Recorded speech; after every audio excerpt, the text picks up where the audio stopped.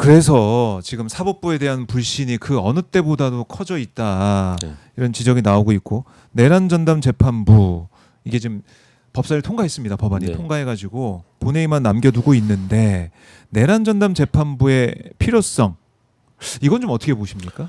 저는 내란 재판 네. 내란 전담 재판부가 필요하다고 아예 초기부터 특검이 출범과 같이 사실 출범했어야 된다고 생각을 하는데요. 그러니까 제가 오늘 처음 기자님 만나서 인사를 하면서도 네. 1년이 지나서 가장 안타까운 게 내란과 관련된 재판이 아직까지도 뭐 결론 없이 1심이 현재 진행되고 있고 이렇게 시간이 많이 흘러가고 있는 것이 굉장히 안타깝다 말씀드렸잖아요. 네. 내란 전담 재판부가 필요한 건 당연히 재판이 가져야 되는 두 가지 신속성과 정확성입니다. 재판은 신속해야 되고 범죄에 대한 정확한 판단을 해야 되거든요. 근데 거기에다가 내란이 가지고 있는 그 범죄의 무게, 그 중대성까지 고려를 하면 네. 사실 내란 전담 재판부는 진작에 출범을 했어야 된다고 생각을 해요. 예. 다만 지금 와서 우려가 되는 것이 네. 1심이 어느 정도 진행이 되고 국민들이 이제 재판을 공개하는, 저는 재판 공개 법률을 중간에라도 만들어서 재판이 공개된 건 정말 다행이라고 생각하는데요. 국민들이 재판을 보면서 알게 됐거든요. 증인들이 얼마나 뻔뻔한 이야기를 하는지, 그리고 거짓말을 하는지.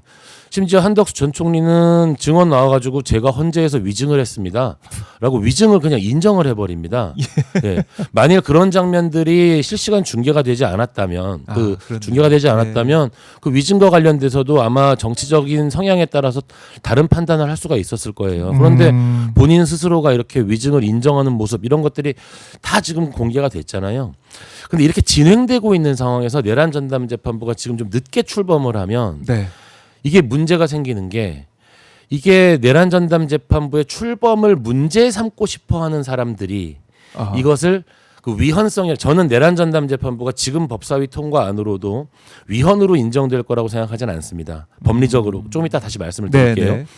법리적으로 이게 뭐 개별 사건 법률인 여러 가지 지금 뭐 이야기가 나오고 있는데 그런 것들이 다 합헌이라고 생각을 하거든요. 그럼에도 불구하고 법이라는 것은 서로 다른 생각을 가진 사람들의 주장이 그 맞부딪히면서 그것을 판단하는 과정이 필요하잖아요. 네네. 그러니까 내란 전담 재판부가 위헌이라고 주장하는 사람들한테 너무 좋은 빌미를 주게 되는 것 같아요.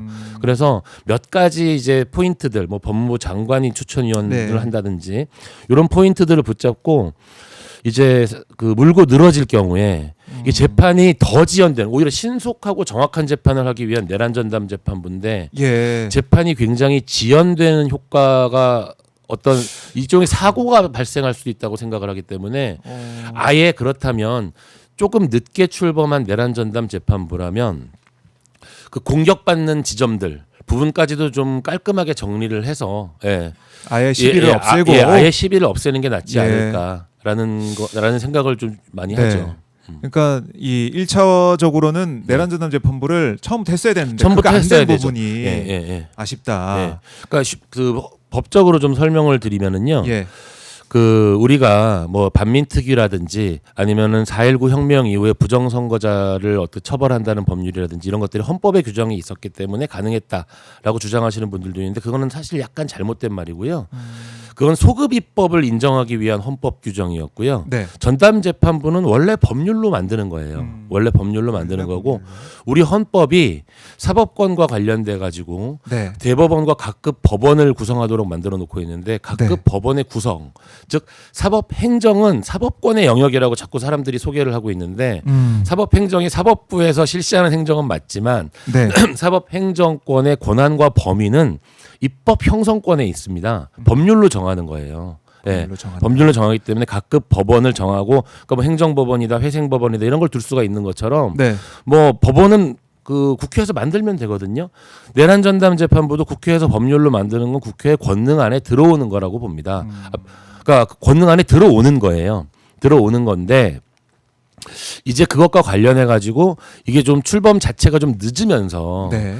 이제 그러면 그 당사자들에게 좀 부정적으로 적용되는 법률들이 소급입법의 형식을 가지는 게 아니냐, 이런 부분들은 사실 위헌성 그 다툼이 있는 여지가 있을 수 있거든요. 예.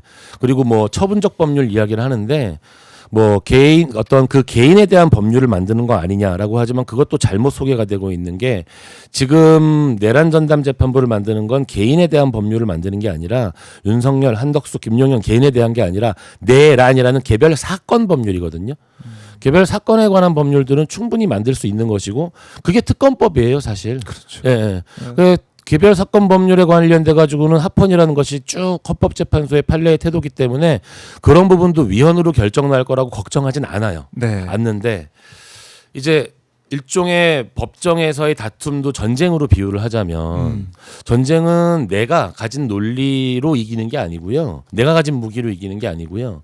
상대방이 가진 무기가 무엇인지를 아는 게 그게 전쟁에서 승리하는 방법이거든요. 그러니까 제가 이제 그 현직에 있는 변호사로서 재판을 할 때 항상 당사자 의뢰인 우리한테 유리한 주장들 있잖아요. 우리한테 유리한 주장만 쫙 깔아놓고 재판을 한다고 이기는 게 아니에요. 상대방이. 예, 상대방이 자기들이 그렇죠. 유리하다고 생각하는 주장 이거를 우리가 어떻게 방어할 것이냐.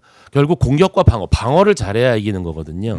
근데 지금 상대방이 지금 내란 전담 재판부가 만들어지면 무엇을 공격하겠다라고 지금 준비를 하고 있는 거예요. 소급 입법의 문제라든지 언론에 지금 다 나와 있습니다. 예, 소급 입법의 문제라든지 아니면은 그 추천위원회 구성과 네, 관련된 법무부 장관. 어떤 이제 법무부 장관 같은 경우는 그게 왜 문제야라고 얘기를 하는데 사실은 법 원칙 중에 자기 일을 자기가 판단할 수 없다라는 대원칙이 있거든요. 이제 그러한 원칙과 관련된 누군가가 지금 의문을 제기한 거예요. 제가 생각하기에도 법무부 장관이 추천위원을 그러니까 위원을 추천하는 거기 때문에 판사를 추천한 게 아니거든요. 그렇죠. 예, 판사는 다시 한번 그 단계에서 한번 넘어가는 관계가 있기 때문에 저는 위헌성이 없다고 보지만 이제 공격하는 사람 입장에서는 안 돼. 이거는 그 자체로 문제가 있어. 그렇게 되면 그러면 이걸 한번 심판받아 보자라고 하면서 헌법재판소로 예. 넘어가는 순간 재판이 몇 개월 중지가 돼 버립니다. 그러면 우리 그러니까 그 재판이 중지되면 저는 그건 사고라고 보거든요. 네. 사고가 발생하는 게 되는 거고요. 또 어떤 문제가 있느냐?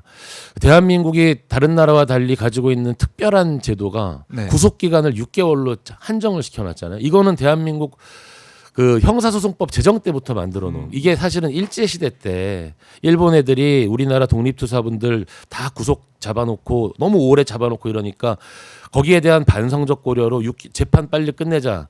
근데 그 제도를 70년 동안 써왔단 말이죠.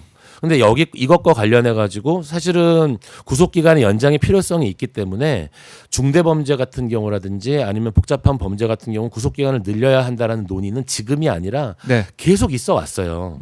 그리고 사실 필요합니다. 필요한데 그게 입법적으로 정리가 안 되었던 상태에서 지금 정리를 하게 되면 분명히 소급입법 얘기를 할 거란 말이에요. 이거 그 소급입법 얘기를 하면 소급입법 부분은 또 그것도 그럼 심사를 받아보자라고 하면서 이제 또. 재판 지연의 빌미가 되거든요.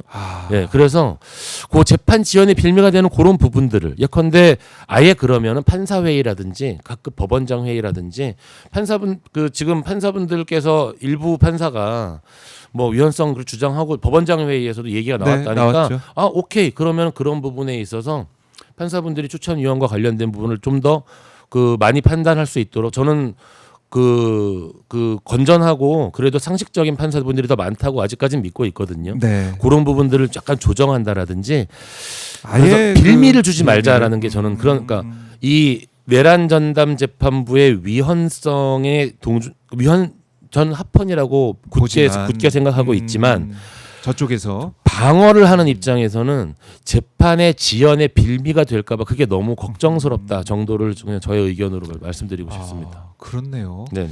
예, 말씀 쭉 들어보니까 이걸 우리의 이제 목표는 이 내란 네. 이 사건을 빨리 네네. 판단을 받아가지고 네. 단죄를 하는 게 목표고 목적인데 네. 그게 지금 오히려 어그러질 수 있는 그 가능성은 배제해야 된다. 그리고 1심 이제 네. 선고일을 예정한 재판도 있지만 1심이 지금 막 진행되고 있는 재판에서 이제 2심부터 내란 전담 재판부를 하겠다라고 했는데 네. 1심 진행되는 과정에서 나는 그러면 이거 내란 전담 재판부로 넘겨버릴래. 라고 만약에 지기현 판사라든지 다른 그런 판사들이 결정을 해버린다면 지금까지 했던 형사재판과 관련돼서 그럼 공판갱신해야 된다라고 막 주장을 한다라든지 네. 실제로 공판갱신을 한다 그러면 그냥 하루 만에 갱신할 수 있는 지금까지의 실무적 이해가 있었음에도 불구하고 양승태 대법원장 사건이라든지 이런 사건에서 공판갱신 때문에 몇 개월 지연이 된 전례가 또 있거든요. 예, 그 자꾸 다툼이 일어날 여지가 있기 때문에 예. 그런 부분들도 좀 우려스러우니까 좀 그러니까 이게 사실 내란 전담 재판부를 진작에 도입했으면 상관이 없는데 지금 도입하기에 시기적으로 그럼 차라리 좀 1심과 관련된 결론이 어느 정도 조금 더 진한 네. 상황에서 논의를 아주 본격화시켜서 빠르게 입법하는 것도 방법인 것 같고요. 예. 그래서 지금 보면 저희가 의총장 민주당 의총장 네. 모습을 좀 보여드리고 있는데 비공개 의총이 진행 중입니다. 네네. 아마 내란 전담 재판부에 관련된 이 법안 네. 이거 논의를 하고 있을 것 네네. 같아요. 그래서 변호사님의 걱정이신 이런 부분들, 시비가 걸릴 수 있는 이런 부분들을 어떻게 보완하고 가느냐. 네네. 어제 대통령실에서도 우상호 수석이 얘기했지 않습니까? 맞습니다.